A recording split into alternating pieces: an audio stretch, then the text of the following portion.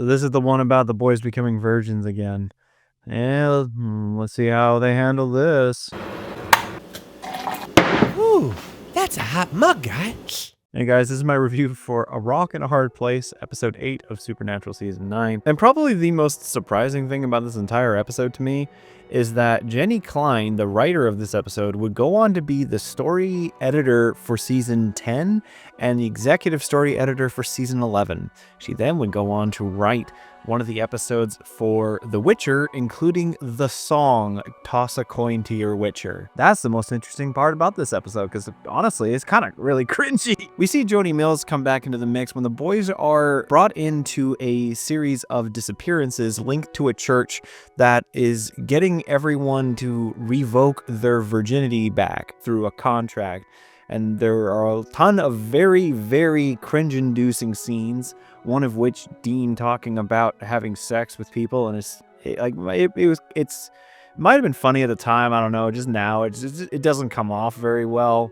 Jody's great as always, but I found the humor of this episode was kind of especially the point where Dean figures out that one of the ladies is a porn star that he definitely wanked it to quite a few times, and then they break their seal of virginity, which in turn is to do with this goddess of Roman times where virgins were given to her. And if virgins broke this 30-year pact, they were sacrificed for this god.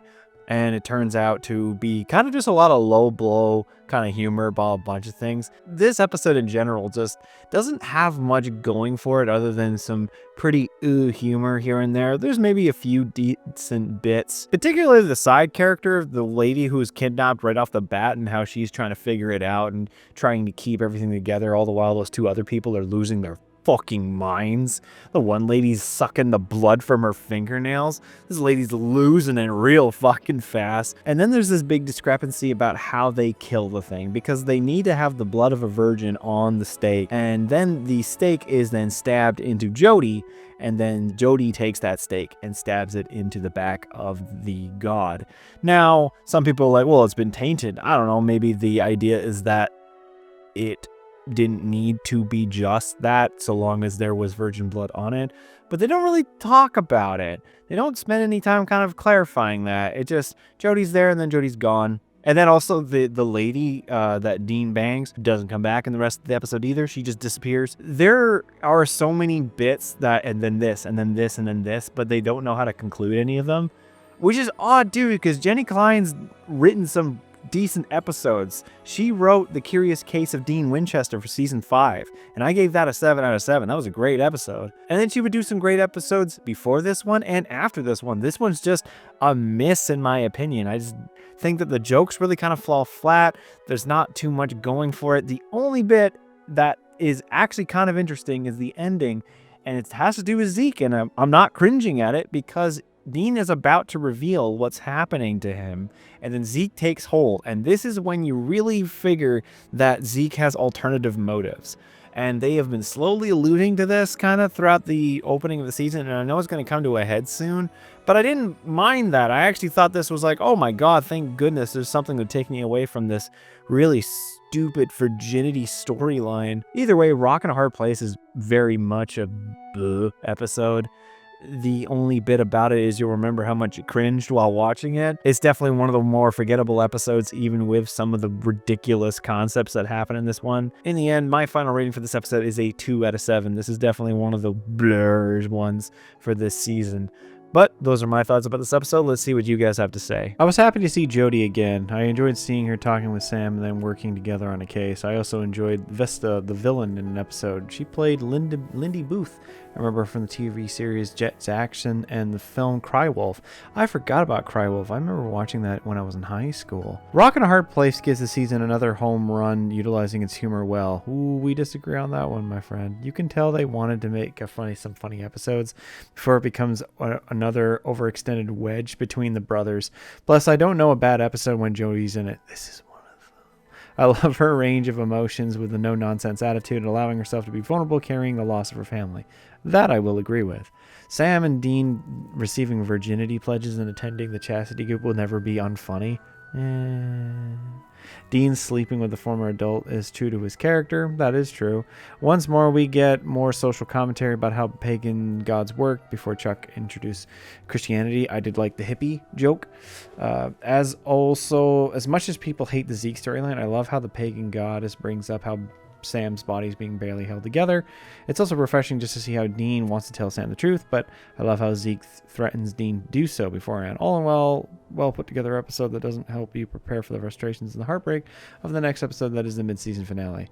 We'll agree to disagree with you there, bud, but yeah, no, you make some points. Rock and a Hard Place is just a plain bad episode. What makes no sense is when they put the virgin blood on the stake and Jody gets stabbed with it and uses the stake to kill the goddess. It makes you wonder if it would have worked at all, since Jody's not a virgin and her blood would have been carried. Like I mentioned in the video, I think it might have been just because it was mixed together. I think that's the big thing. It just so long as it's there. This was another mid episode, not the greatest nor the memorable, but not annoying or god-awful. Sadly, the rest of the season is downhill from here. Oh, that's great. Love seeing another Roman goddess, one that I actually know of, but it's pretty annoying how people glorify the virginity, but they also mock it. Dean being out of it makes perfect sense when you realize that he's been way more in the spotlight the last 3 episodes, plus the stuff go underground was pretty intense. I kind of wish that was more.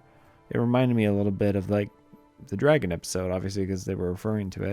Of course, Jody completely steals the show with her retelling how she found her faith despite her tragic love life and the death of her family to all her witty lines. And the fact that she's impaled and she still managed to kill the goddess. Seriously, Jody rocks. And I think that was what they meant to do with her, is that they're showing that even though she has been very badly wounded, she's still willing to do what needs to be done to kill the monster. I think that was kind of the point of the stabbing thing. But now we get to Sam. While not bad, he's pretty lackluster. Sure, on the first watch, his theory of what's going on tugs at your heartstrings. But once you look closely, it feels hastily written and set up that makes no sense. Throughout this episode, Sam has been sick, and the other characters have commented on how bad he looks. It's implied this due to the trials, but in all the previous episodes, Sam was fine. Yeah, that is... Yeah, so like what is Zeke purposely not healing him or something happening? Like, yeah, I will admit this does kind of come out of left field because Sam was up on the up and up until this episode. Like, sure, he had taken some beatings, but, you know, it wouldn't be an issue if it wasn't a common thread in the season for Sam's personal subplots to be hastily and lazily put together like this. Remember episode 2? The writers have Sam meet a girl whose life was ruined when he let out Lucifer, but then they make Dean spend more time with her. In the other episode, Sam says he loves his life for some reason. Episode 4, Sam says he doesn't think of the bunker as home, and at the end he says he wants to stay home for some reason. Yeah, they kind of are flip-flopping a bit with him. It's kind of This is a very terrible episode. The fight between Jody and the goddess was horrible, and the stake thing makes no sense. Like I said, I think the blood just needed to be there, and it is showing Jody being badass enough to take a giant stake to the chest and still keep on fighting. I believe that was kind of the point of it. All right, guys, thank you for your comments. We are now moving on to Holy Terror. And I have a feeling this is when the whole Ezekiel storyline will finally come to a point. So make sure to tune in for that one next week. As always, give me your guys' thoughts about that episode in the comments below, and I'll read those off in the next review. If you guys like this video, leave a like, and if you're interested, more subscribe. And until then, see you guys next week.